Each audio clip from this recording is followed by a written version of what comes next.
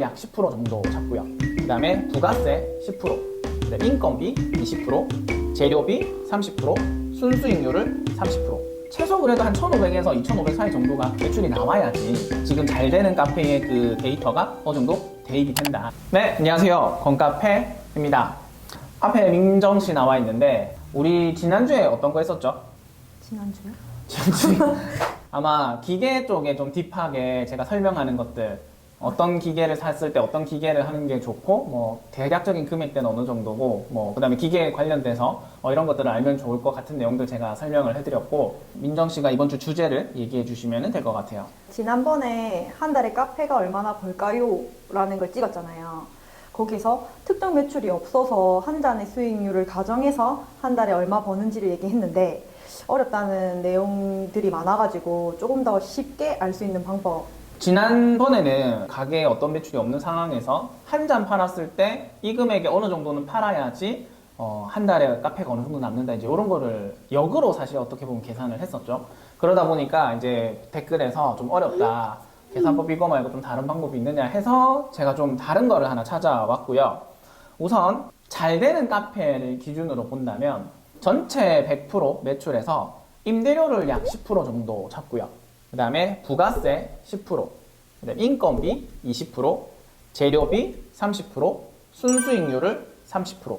이렇게 보면은 어느 정도 운영이 잘 되고 있는 카페라고 보시면 되고, 사실 인건비와 재료비는 조금 왔다 갔다 할 수는 있어요. 인건비가 요즘 더 많이 나가는 추세이기도 하고 재료비도 보통 30% 정도 보거든요. 근데 이 재료비를 더 아낄 수 있으면 사실 최대로 좋은데 요즘 물가 상승이나 이런 것들 때문에 조금 더 재료비가 한 30%쯤에 맞춰질 것 같다. 근데 플러스 마이너스는 전체적으로 있을 것 같다. 이렇게 생각해 주시면 될 것 같아요. 그래서 예를 들어서 1,000만 원의 매출이 있다고 치면은 30% 정도 순이익, 그럼 300 정도가 되겠죠? 재료비를 300만 원, 인건비를 200만 원, 부가세 100만 원, 임대료는 100만 원. 요 정도라고 생각을 해주시면 쉽고, 그리고 간단하게 우리가 계산하는 방식이기 때문에 이렇게 대입을 해보시면 될 것 같은데, 그래서 제가 또 지난주에 우리 커피앤티페어 행사 갔을 때 같이 간 업체 중에 딱 제가 원하는 10평대에 한 7년 정도 카페를 한 삼호동 커피숍이라는 커피숍 사장님이 나와 계셨어요. 그래서 그분이랑 제가 얘기를 하다가 보니까 이 컨텐츠와 이 매출이나 이런 것들이 좀 맞는 것 같아서 여기를 좀 소개를 해드리고, 여기에 매출이라든지 이런 것들을 제가 방금 얘기한 잘 되는 카페 프로테이지에 대입시켜서 어느 정도 맞는지 한번 체크를 해보도록 하겠습니다. 커피숍 이름은 삼호동 커피숍이라는 곳이고 15평 되는 공간입니다. 물론 내부에서도 많이 드시기는 하시지만 주로 배달, 배민 뭐 이런 쪽을 좀 더 많이 하는 업체고요. 매출을 알려드리면 올 한 해 2023년 평균 매출이 2,400 정도 됩니다. 월 평균 매출이 2,400이고요. 월세와 관리비가 굉장히 쌌어요. 97만 원 정도 들어갔고요. 아무래도 배달 위주로 좀 하다 보니 평수가 있더라도 월세가 굉장히 쌌습니다. 그 다음에 세금은 플러스 마이너스가 있겠지만 그냥 10%로 고정할게요. 이거는 메인 매출에 따라서 너무 편차가 많다 보니까, 그래서 세금을 10%로 보니까 240만 원. 근데 실질적으로 내고 있는 세금은 이보다 작다고는 하셨습니다. 자, 그 다음에 인건비가 550 정도 들어갑니다. 아르바이트생 3분 일하시고 그 다음에 와이프분이 파트타임처럼 또 일을 하시고 본인이 메인으로 일을 해서 총 5분의 인건비가 들어간 게 550만 원 정도 됐고요.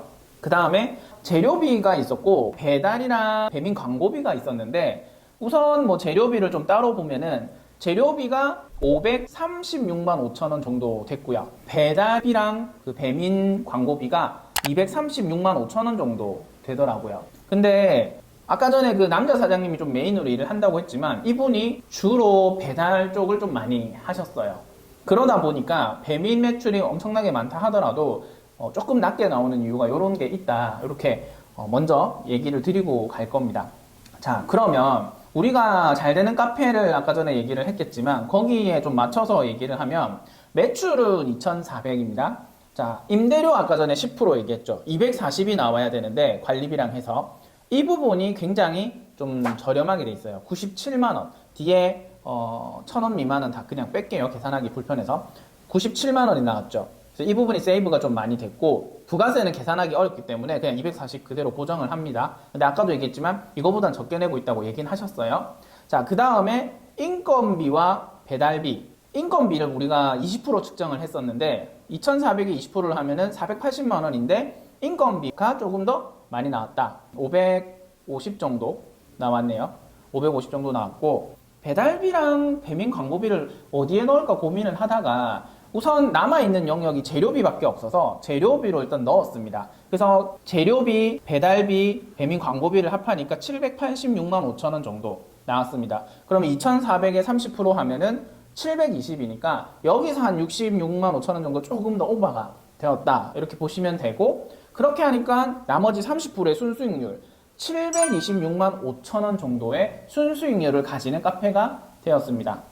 자, 그래서 물론 이게 10%, 10%, 20%, 30%, 30%가 딱 맞아 떨어지지는 않지만 대략 우리가 봤을 때 2,400에 약 30%, 720만 원 정도의 순수익이 나오는 커피숍이 되더라 라고 생각해 주시면 좋고, 물론 이게 모든 커피숍에 대입되지는 않을 거예요. 근데 여러분들의 커피숍에 우리 집 매출이 예를 들어서 한 1,500 되는데 10평 기준, 그러면 임대료는 한 150 정도면 괜찮은 것 같고, 그다음 부가세가 뭐 150 정도 빼시고 인건비는 한 300, 재료비는 한 450, 그렇게 하면은 순수익률이 한 30% 떨어진다 라고 생각해 주시면 좋아요. 단 함정은 저가이면 저가일수록 순수익률이 떨어질 거예요. 그래서 어느 특정 매출 이상을 넘어가야 되고요. 그 다음에 여기 매출 기준도 제가 2,400을 잡았죠. 2,400을 잡은 기준이 뭐냐면 최소 그래도 한 1,500에서 2,500 사이 정도가 매출이 나와야지 지금 잘 되는 카페의 데이터가 어느 정도 대입이 된다, 이렇게 생각을 해주시면 될 것 같습니다. 저희가 예전에 10평 해봤을 때 느낌이랑 지금 이런 느낌이랑 좀 거의 비슷하게 나오거든요. 그래서 대입을 본인 카페에 이렇게 해보시는데 분명 플러스 마이너스가 존재한다, 이렇게 보시면 되겠습니다.